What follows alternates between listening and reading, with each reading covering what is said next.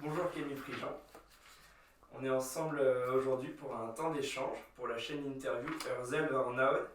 C'est une chaîne d'interview de surfeurs et de surfeuses en Bretagne qui a pour but de questionner et de répondre à des problématiques locales accessibles en tant que collectif citoyen. Est-ce que tu pourrais te présenter déjà succinctement s'il te plaît? Ouais, bonjour, je m'appelle Camille Prigent, j'ai 34 ans. Je suis artisan designer, donc c'est-à-dire que je produis des pièces à la main en tant qu'artisan surfeur aussi également. Et je vis dans le Nord Finistère, à Cléder. Ok. La Maison Rivage, c'est une maison d'édition artisanale tournée vers la mer pour l'épicurien surfeur. Est-ce que tu peux nous expliquer tout ça? Alors c'était pour donner une thématique à la principale qui est Rivage, qui est donc mon sujet de travail et de vie finalement aussi, parce que les deux s'en mêlent. Donc Rivage, pour commencer du coup, c'est la partie de non définie, la seule partie non définie du dictionnaire qui prend en fait l'espace entre les premières maisons ou la dune sur la terre ferme et la mer jusqu'à où elle monte et elle descend au quotidien. Donc ça c'est la première chose. Donc du coup je vais essayer d'inscrire dans mon travail des objets qui vont aller dans chaque endroit, voire carrément se mêler des uns et des autres. C'est l'appropriation des objets qui fera ce qu'on a envie de s'en servir. Pour ce qui est de la maison artisanale, donc j'ai découpé tout pour essayer de donner, en fait, expliquer en une phrase mon travail. Donc une maison d'édition, c'est l'idée de produire et de dessiner des pièces. Le fait de le faire artisanalement, de le faire toute conscience, c'est récolter ses bois, aller les chercher, qu'on les trouve sur la plage dans une scierie, des copains qui passent, qui te laissent des morceaux de bois, des clients qui disent ah mais on a ça à la maison, est-ce que ça vous intéresse? Donc voilà, donc c'est toute cette démarche artisanale, c'est de faire les choses petit à petit, à la main, et en le faisant attention aux choses. En plus ça génère des nouvelles idées, des nouveaux usages en le faisant et en prenant le temps de le faire. Tourner vers la mer, c'est parce que c'est vraiment l'endroit vers lequel je regarde. Voilà, quand on arrive sur un spot pour aller surfer, on regarde vers la mer. Tiens, à droite, c'est mieux, la gauche, elle est mieux là-bas, on va aller faire ça, parce que c'est la bonne marée. Donc c'est vraiment la façon dont on entreprend les choses. Et l'épicurien surfeur, c'était l'idée de créer une classe, mais pour se moquer aussi des classes. C'est-à-dire que c'est à la fois quelqu'un qui va aller chercher dans le côté épicurien des petites choses de la vie, du quotidien, pour l'améliorer, se jouer des petits détails. Et le côté surfeur, c'est au sens propre, c'est un peu les premières personnes qui font partie de mon milieu, mais c'est aussi une façon d'entreprendre et de voir les choses dans la vie. Donc voilà, une maison d'édition, Arsenal, tournée vers la mer pour l'épicurien surfeur, c'était ma façon à moi d'expliquer mon travail, ma démarche et puis mon univers. Ok. Alors, est-ce que tu peux nous parler de où est situé l'atelier? Parce que c'est assez surprenant quand on arrive. Ouais, les gens pensent que Maison Rivage, on va être tout de suite sur la mer avec voilà, plein cadre sur l'océan, la mer.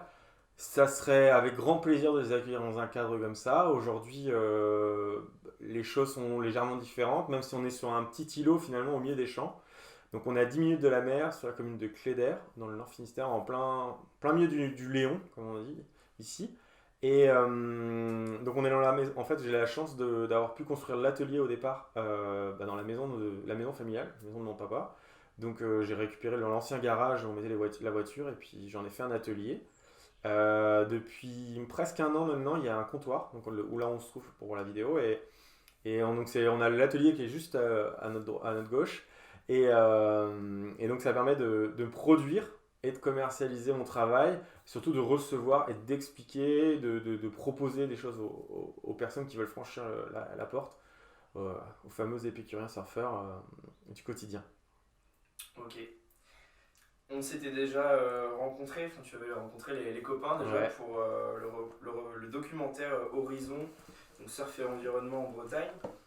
Donc à travers ce documentaire, on a vu que les petits gestes, ça faisait partie comment dire, d'un mouvement, le fait de faire changer les choses. Euh, Qu'est-ce que tu penses en fait de l'échelle du collectif? Qu'est-ce que ça t'inspire? Le collectif, Alors, c'est quelque chose qui ne fait pas partie de mon univers, parce que j'ai tendance à être très solitaire, mais ça vient de ma façon de surfer et de ma personnalité au départ. Donc, c'est quelque chose qui ne fait pas partie de mon quotidien. C'est quelque chose que je vois ou des gens que je croise, des collectifs. C'est ça qui est intéressant, c'est-à-dire que ça ne fait pas partie de mon quotidien, c'est-à-dire que je ne vais pas être moteur vers le collectif. Mais par contre, ça fait partie des engrenages que je croise, donc des gros moteurs en fait de collectifs que je croise, comme ça va être de l'associatif, ça va être ceci, ça va être cela, ça va être des projets, des porteurs de projets. Et c'est marrant parce que ça gravite comme des satellites autour de la maison Rivage. Donc je rencontre des gens. J'ai été dans l'associatif en tant que pratiquant quand j'étais gamin, ado, au sein d'un club de voile. Donc, j'ai cette personnalité individuelle où j'ai besoin de créer et d'avoir de l'émulation à ce niveau-là. Donc, c'est pas quelque chose qui fait partie de mon quotidien, ouais, le collectif. Ouais. Ok. Ouais. Et qu'est-ce que c'est pour toi être surfeur en Bretagne et peut-être notamment dans le Nord Finistère? Et bah, c'est la patience. C'est un surfeur dans le Nord Finistère, c'est quelqu'un qui doit être patient, mais qui fait des kilomètres aussi. Donc, on bouge beaucoup, les Bretons. J'en parlais, j'étais dans le sud-ouest il y a quelques semaines maintenant, où on parlait de 20-30 km de côte. Nous, sur 20-30 km de côte, on est plutôt à 300 ou 400 bornes en général, pour aller le vent ici, la marée, le banc de sable. Et puis dans le Nord Finistère, c'est capricieux. Là, on a eu un mois et demi. Déjà, on n'a pas de vagues depuis quelques semaines. Et ça fait un mois et demi que la houle est très sud-ouest. Et ceux qui ont eu le courage de bouger, parce qu'avec le prix de l'essence, ont été bien récompensés. Mais c'est vrai que le constat est saisissant. Tu fais 1 heure de route et tu passes de tout à rien, quoi. Et là, on n'a pas grand-chose ces temps-ci. Ouais. On a un beau soleil. Ouais. On a un beau soleil et ça fait du bien aussi. C'est plus calme. Carrément. Pour en revenir, comment dire, au sujet comment dire, du questionnement vis-à-vis des problématiques locales, est-ce que tu constates sur ton territoire des problématiques locales? Ouais, on a eu l'occasion d'en parler pour introduire l'interview. On parlait de pollution notamment, au niveau de l'eau, le constat. Moi j'habite à côté du Dossen. Là, ça va arriver à grands pas avec ce beau soleil justement, c'est la prolifération des algues vertes.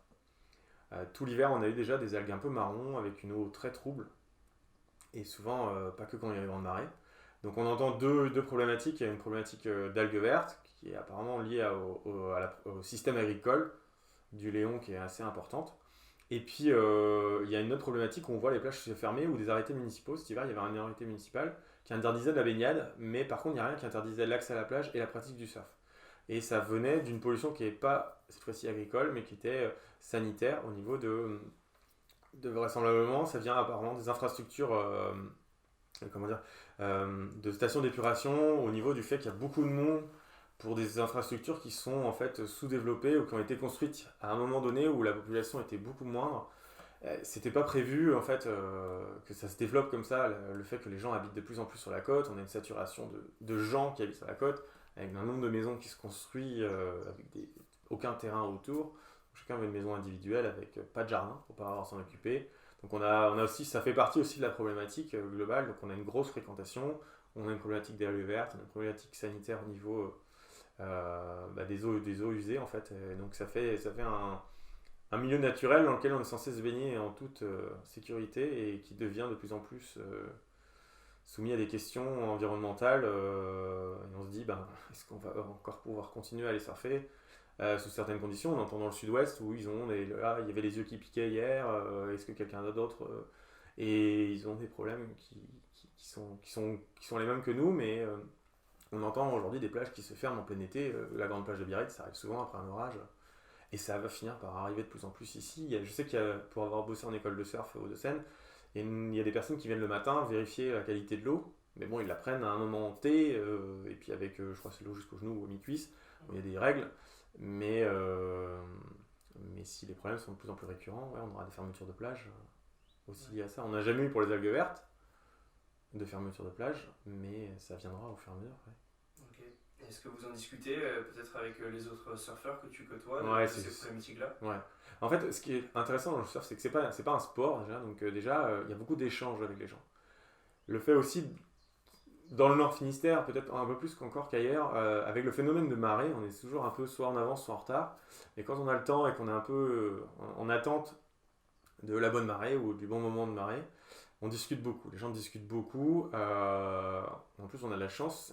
C'est une activité ou un moment où c'est ultra multigénérationnel. C'est-à-dire qu'il y a, t'es avec des enfants comme t'es avec des tontons surfeurs. Et donc, du coup, ça brasse. Il y a beaucoup d'idées, il y a beaucoup de gens qui sont informés.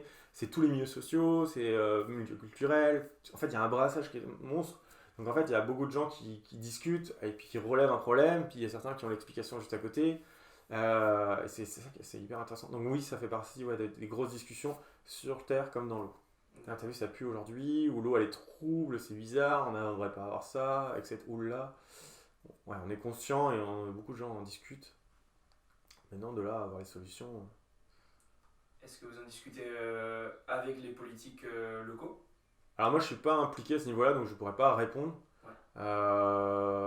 Ils en sont conscients, et justement, cette multitude de personnes fait il y a des élus qui sont dans l'eau aussi, donc je pourrais pas prétendre dire qu'ils sont conscients, mais oui, je pense qu'ils en sont conscients, parce que qu'ils soient élus ou pas, ils sont partie de cette masse, et ils font aussi le même constat que toi et moi quand on va dans l'eau et qu'on voit qu'il y a un problème. Ouais.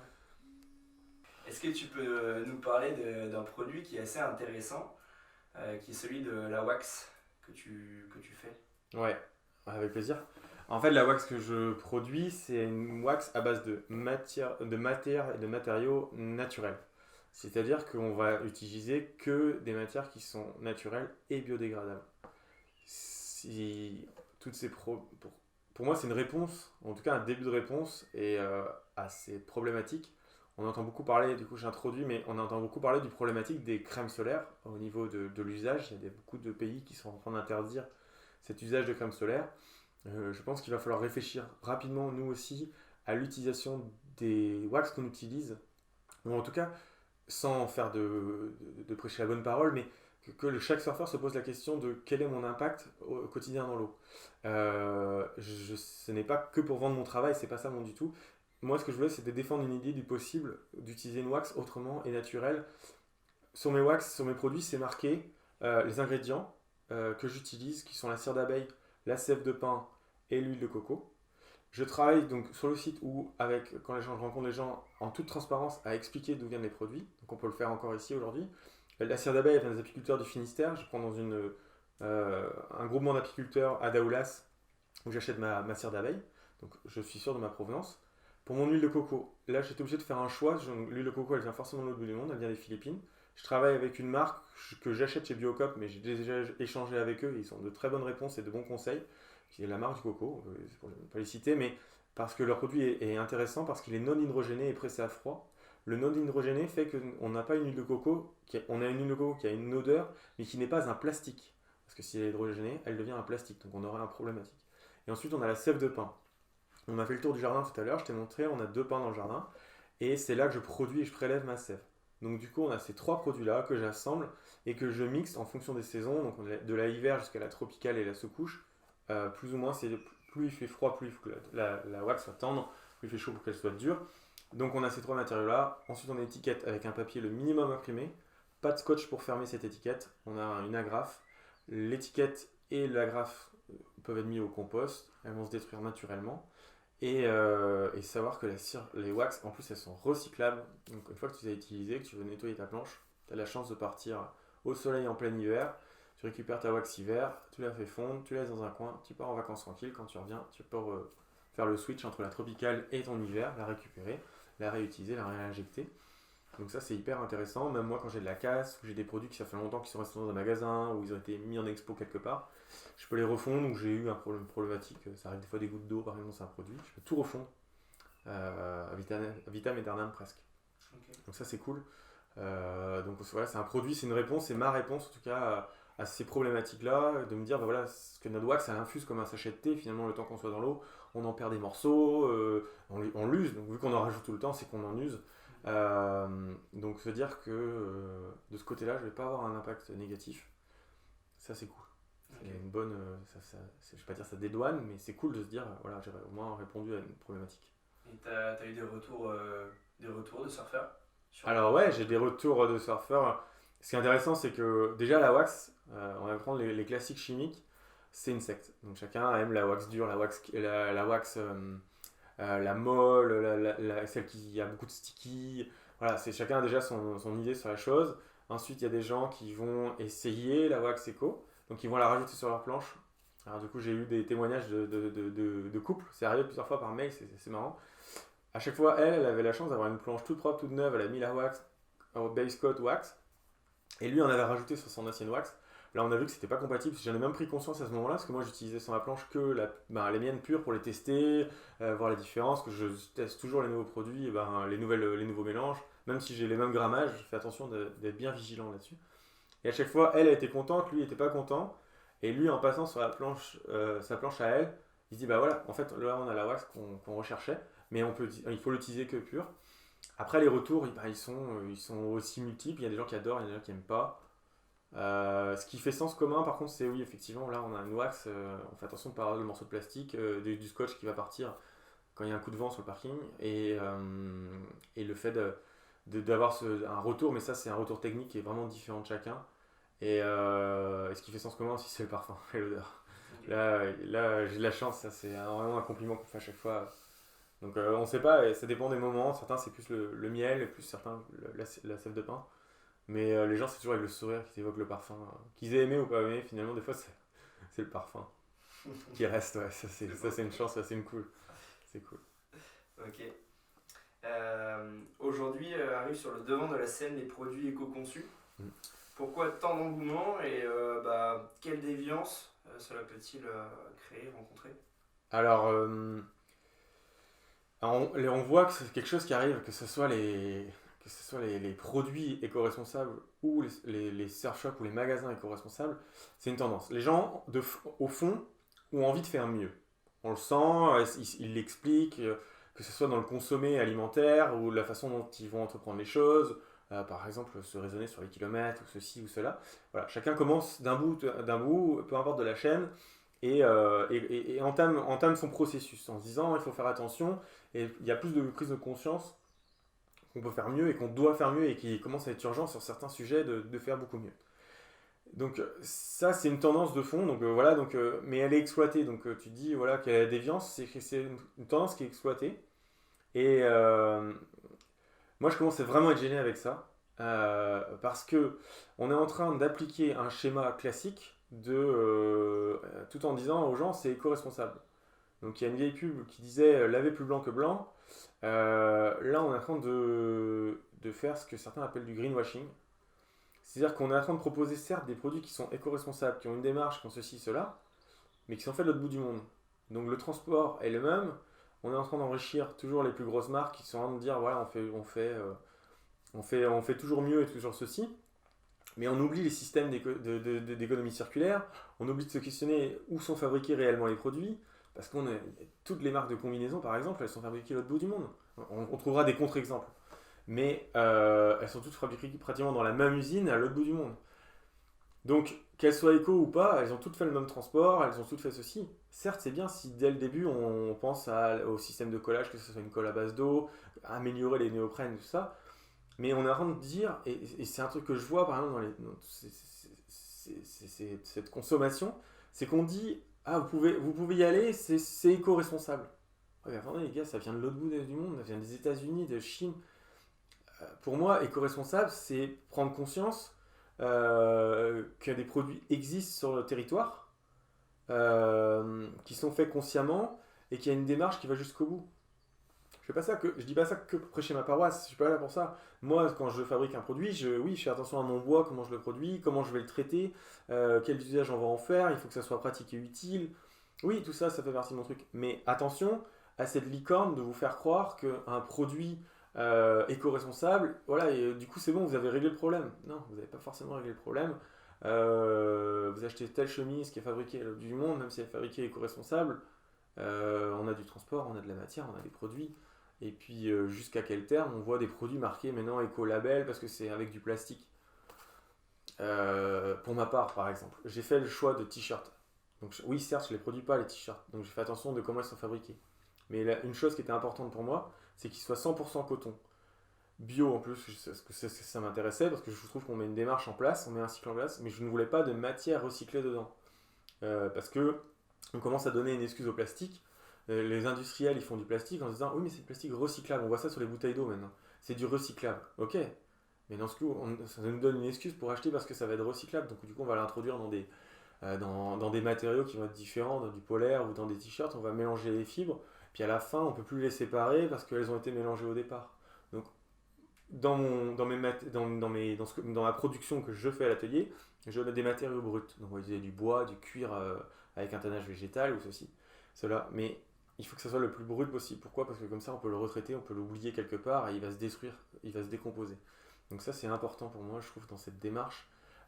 Ça, c'est être éco-responsable. Et surtout, dans éco-responsable, il faut être responsable de ses achats. Et il faudrait que, on dit des fois, ne fais pas quelque chose à quelqu'un que tu ne voudrais pas qu'on te fasse.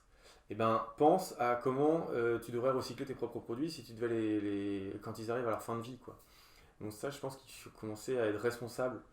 C'est comme écologique, il y a une certaine aussi logique dans les choses, dans les entreprend. C'est souvent le deuxième partie du mot qui est plus intéressante que éco, c'est devenu une excuse pour tout faire passer.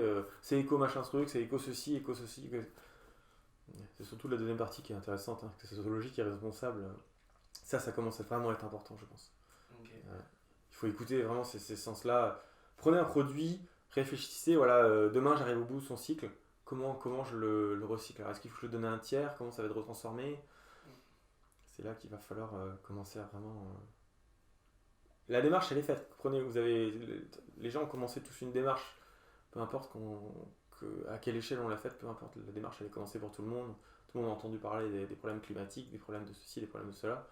Donc voilà, donc à partir du moment où c'est entré dans l'oreille, commencez juste à réfléchir, à se dire est-ce que je vais pouvoir recycler ? Est-ce que ça va pouvoir se détruire tout seul ? Par exemple, tu prends les légumes, si tu n'utilises pas tes peluches ou tes fans, tiens, si c'est un composteur, voilà, ça va se détruire tout seul. En plus, du coup, la terre, je vais pouvoir la réutiliser pour la mettre dans ma serre ou dans mon jardin pour mes plantes ou mes légumes. Donc, il y a un vrai cycle. Du coup, je vais avoir une micro-production. Du coup, ce que je vais faire de mes déchets que j'aurais produits, je vais pouvoir les remettre dedans. Et donc là, voilà, on voit que ça fonctionne et en plus, on peut le faire à notre échelle. Donc, si on consommait en se disant, voilà, je vais consommer des produits que je vais pouvoir retraiter, eh ben, ça peut être intéressant. Alors après, oui, on peut les revendre, on peut leur donner un nouveau cycle de vie, tout ça, mais plus c'est brut, plus on va... Dès qu'on voit les matériaux compliqués, on voit tout ce qui est technologique, par exemple, que ce soit les batteries ou les appareils connectés qu'on a tous dans notre poche, ou même, tu vois, par exemple, actuellement, on entend souvent tiens, je fais voler son pot catalytique parce qu'il y a des matériaux rares dedans pour pouvoir faire ça aussi. Tu te dis, c'est de la folie, donc voilà, revenons des choses... un peu plus basique sur certains points. Il ne faut pas vivre en marge de la technologie, c'est intéressant. Il faut la consommer avec conscience, justement. D'accord. Et c'est marrant que tu évoques ce sujet-là. D'après du coup, le dernier rapport du GIEC, il resterait 3 ans avant un emballement climatique sans retour.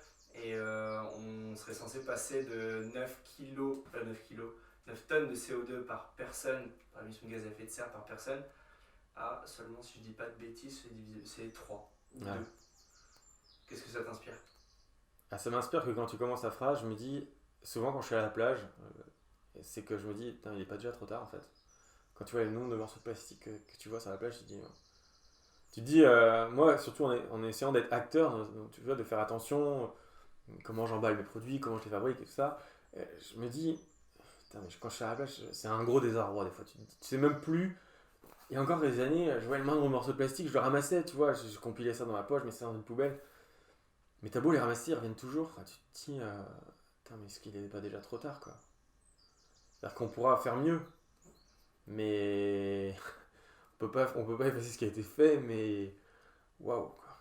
Des fois, c'est chaud. On pose la question est-ce que pour toi, le collectif, ça t'inspire pas quelque chose là-dedans, en fait ?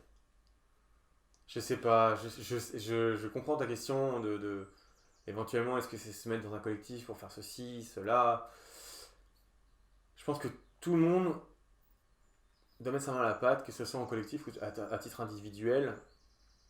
Tu peux pas changer une personne, tu peux pas changer ta personnalité. S'il y a des événements et qu'on peut donner sa main à la pâte, et ben on le fait. Moi, j'essaie de le faire ici en tant qu'individu, en ayant conscience de comment je fabrique les choses et je les commercialise. Je déteste ce mot à force, c'est récurrent, mais qu'un peu importe qu'on aime le collectif, qu'on ait besoin du collectif pour se monter dans un projet parce que ça nous aide dans l'émulation, ou que c'est quand tu vas à la plage à n'importe quel moment et que tu ramasses ton truc, chaque geste compte en fait. Donc un balade 10 déchets, quoi. On va passer à ce rythme-là parce que comme ça dans 2 ans on pourra passer à 100 par balade, ouais. Et on aura peut-être mis un coup de clean. Je disais, j'hésite, je sais plus s'il faut les ramasser ou pas, si il faut les ramasser à chaque fois, mais que tu le fasses en collectif ou en individuel, faisons-le, faut que je le fasse encore plus que ce que je le fais. En plus, ce qui est cool, c'est que c'est comme ça un peu qu'a commencé Rivage d'une certaine façon, c'est quand je me baladais entre 2 sessions et je commençais à ramasser des trucs, ceci, cela, et c'est là que j'ai commencé à trouver des morceaux de bois dans la plage. On en trouve de moins en moins d'ailleurs, faut arrêter de les ramasser, faut me les laisser. Mais comment dire, ouais, c'est un constat et c'est dur. Hein. En plus, des fois, c'est nous, parce que des fois, on trouve des dérives. Hein. Des dérives ou des morceaux de résine, et on se dit, ça c'est nous, ça c'est pas bien. Et donc, quand c'est nous, ça touche encore plus. Hein. Tout à l'heure, tu posais la question qu'est-ce que c'est un surf en Nord Finistère ou en Bretagne, peut-être plus largement. C'est qu'on a tous nos home spots, nos petites criques bien secrètes. Et c'est marrant parce qu'on est vachement plus impliqué là-dedans. Tu passes au spot, même quand il n'y a pas de vague, et que tu vas faire le tour pour montrer aux copains quand il n'y a pas de vague ou ceci, et que tu vois un déchet, il a encore plus d'impact. T'as l'impression qu'il est 10 fois plus gros. Et dans cette petite crique que toi t'aimes bien et que tu protèges, on a eu un frigo pendant des années sur un spot ici, on pouvait pas le sortir, il était trop lourd, c'était galère, il était coincé. C'est que ce truc était en infusé dans tout ça. Et là aujourd'hui il y est plus, il a été sorti, je sais pas par qui, mais il a été sorti. Et quand tu vois, ça te touche encore plus, hein, quand c'est ta petite crique, ton petit spot. Quand tu arrives dans les Landes, tu vois sur des kilomètres, des tas, ça m'est arrivé là au mois de mars, de voir des kilomètres de plastique, tu te dis waouh, on a encore préservé des fois ici. J'entendais, je sais plus sur quel reportage, d'ailleurs c'était pas Horizon où le gars disait voilà, qu'il y avait plus de déchets qui partaient de Bretagne plutôt qu'ils arrivaient sur nos plages, c'est ça. Hein. Et ça m'avait étonné, je m'étais dit tiens on en reçoit beaucoup, et en fait on disait qu'on en émettait plus que ce qu'on recevait, donc on était préservé un peu avec ça, mais bon il y en a toujours trop quoi, c'est toujours... T'as des vagues de trucs des fois. Ouais. D'où ça vient quoi. Ouais. Ok. Qu'est-ce que... Il reste 3 minutes à peu près. Est-ce que tu peux nous donner peut-être le futur de Maison Rivage? Comment tu vois l'avenir? C'est de... Comment voir l'avenir de Rivage? J'ai du mal à me projeter en fait parce que... En fait, le premier confinement, on en revient toujours un peu là-dessus, ça, on est un peu tous meurtris, je crois, de ça. Ça m'a mis une bonne claque parce que, comment dire, ça a été un cran d'arrêt et s'en est suivi une volonté de consommer local qui était monstrueuse. Tous les gens qui font partie de ma communauté en tant qu'entrepreneur, se sont dit, on n'a jamais vu ça, on s'est dit c'est trop cool, tu vois, Noël, et les gens ont pris conscience de ce truc de consommer local, faire ceci, cela. Et 1 an après ça, on s'est tous pris une énorme claque parce qu'en fait on s'est rendu compte qu'on avait créé un effet de mode parce que tout le monde avait voulu retourner à sa vie d'avant et pas à la prochaine. Donc le futur, moi, il me reste un peu...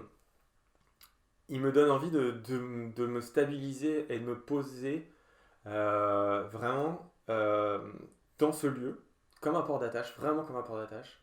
J'ai tendance à faire moins d'événements, tu vois, d'aller courir à droite, à gauche. J'ai voulu créer justement ce lieu pour répondre à ça aussi, de pouvoir accueillir les gens, de pouvoir faire l'expérience et de leur montrer le magasin ou l'atelier, de prendre le temps avec chacun. Si tu as 2 minutes, 1 heure, voilà, on prend le temps, on discute, on a des questions, on essaie de faire les choses. J'ai envie d'aller vers de faire des choses plus personnalisées, au sens où j'ai envie que les gens prennent le temps de choisir bien l'objet qui les convient. Ce que je fais là aujourd'hui, c'est que j'ai la chance dans l'atelier au milieu des champs, et donc là je suis en train d'arborer un peu plus le jardin. Je fais en sorte de planter plus de choses, on va dire alimentaires aussi. Je vais pas dire qu'on parle d'autosubsistance, mais en tout cas c'est quelque chose qui a de l'écho chez moi. Donc le futur aujourd'hui, ça va être de trouver un équilibre. que ce soit à la fois de vie, de travail, de surf, mais aussi comment dire, de produire, mais pas au sens pour fabriquer, mais pour produire, pour m'alimenter. Dans le jardin, j'ai la chance de vivre ici et d'avoir un grand jardin, donc autant en profiter, de voir qu'est-ce qu'on peut produire. Et c'est intéressant, c'est enrichissant aussi parce que ça permet de mieux réfléchir aux produits, à ce que j'ai envie de proposer aux gens. Et puis, ce qui a changé avec le fait d'avoir le comptoir, c'est que ça m'a permis d'oser plus. Donc, tu vois, des fois, je pose des pièces, on en discute, ou la conversation fait qu'on arrive à des nouveaux objets, à des nouveaux usages chez les gens. Donc c'est intéressant et ça me permet de prendre confiance. Ça, c'est le syndrome de l'imposteur. On est nombreux artisans à l'avoir, au créa. Et donc d'avoir un lieu, d'avoir des gens qui viennent chez toi. Tu as vu, on n'est pas au bord de la mer comme on disait au début, on est un peu au milieu des champs. Donc les gens qui font la démarche de venir, bah, ça te donne confiance. Ça, c'est important et ça permet de bien démarrer, de créer des nouveaux produits, d'oser plus. Ouais. Il va falloir oser plus pour le prochain temps et trouver un équilibre à ce niveau-là.